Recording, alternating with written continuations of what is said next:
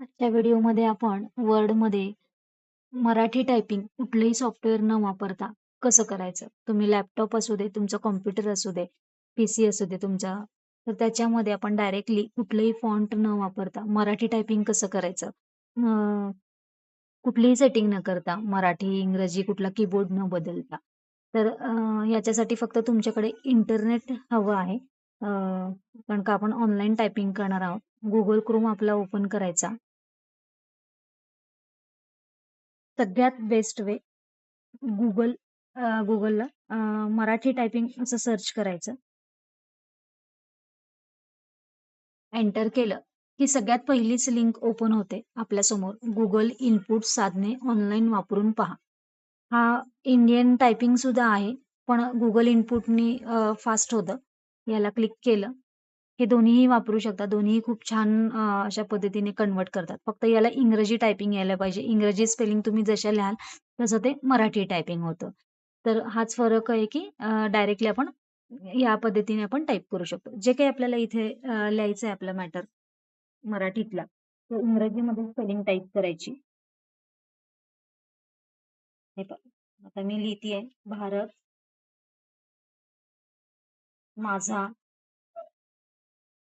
देश आहे.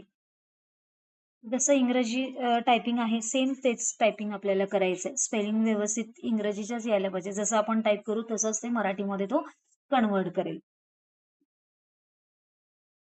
सारे भारतीय माझे बांधव आहेत. पुस्तक.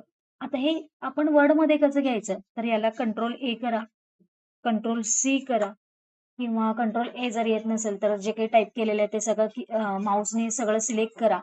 माऊसनेच राईट क्लिक करून याला कॉपी करा. कीबोर्डने आपण कंट्रोल सी हे करून करू शकतो. आता आपल्याला वर्डच्या सॉफ्टवेअरमध्ये जायचंय. अल्ट टॅब करा. हे पहा आपले जे जे काही इथे सॉफ्टवेअर ॲप ओपन असेल ते आपण एक एक ह्याच्यामध्ये जातो. अल्ट फक्त पकडून धरायचा आणि एक एक टॅप केलं की एक एक जे जे काही ॲप आहेत तो आपल्याला ॲपमध्ये घेऊन जातो.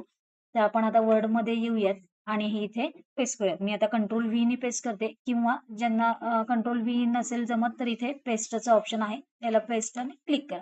हे पहा आपल्याला मराठी टायपिंग इथे येऊन जाईल. जे काही टाइप केलेलं आहे तिथला मॅटर तिथे टाइप करायचा आणि तिथून कॉपी पेस्ट करून याच्यामध्ये आणायचं. नोटपॅडमध्ये पण घेऊ शकता किंवा वर्डमध्ये पण आपण तो घेऊ शकतो. याच्यातून तुम्हाला प्रिंटआउट वगैरे काढायची असेल कारण का जास्त मॅटर टाइप करायचा हा वर्डमध्येच असतो. त्यामुळे आपण वर्डमध्ये हे मराठी टायपिंग घेऊ शकतो. अशा पद्धतीने Google टायपिंग वापरून Google इनपुट टूल पण इन्स्टॉल करून घेऊ शकतो. पण ते परत इथे Googleला इथे तो एक्सटेन्शन इन्स्टॉल करा, परत तो ऑन करा. मग मराठीच्या वेळेस मराठी घ्या, इंग्रजीच्या वेळेस परत तो ऑफ करा आणि परत हे करा. मग त्यापेक्षा जर इंटरनेट जर चालू असेल आणि Googleला मराठी टायपिंग जर सर्च केलं, तर हा बॉक्स ओपन होतो. इथे पहा बऱ्याच वेगवेगळ्या लँग्वेजेस आहेत. आपल्याला कुठली लँग्वेज पाहिजे त्या लँग्वेजमध्ये आपण घेऊ शकतो. आपल्याला मराठी टाइप करायचंय, त्यामुळे इथे language by default Marathi typing केल्यामुळे इथे मराठीच आलंय. खाली हा बॉक्स मिळतोय आपल्याला टाइप करण्यासाठी.